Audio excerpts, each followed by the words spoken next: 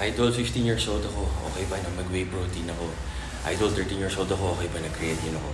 As long as hindi pa tayo 18 years old, kailangan ng parental consent. Magpaalam tayo sa ating mga magulang kasi sila pa rin yung may right sa atin. At 18 years old, actually nga baka 21 pa, doon pa lang tayo pwedeng mag-decide para sa atin.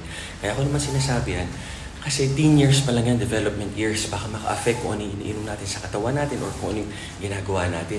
Kasi yun yung formative years natin, pinakamahalaga yan, yung teen years. Diyan lumalabas yung mga natural testosterone, hormone, mga growth platelets, yung pagtanda, tsaka yung pag-mature ng brain at pag-iisip. Yung mga habits dyan, dapat good habits sa form natin. Pag bad, masama yan. So, basta below 18, magpaalam tayo sa parents natin at mag-consult tayo sa physician, sa doctor. Huwag tayong magtanong kung kaninong social influencer o doctor sa social media. Kailangan one-on-one talagang tag-one-on-one kayo ng doktor at ng parents nyo. Tama kayo, mali ako, I'm not your doctor. Do what works for you guys. God bless. Hope this helps. Happy healthy!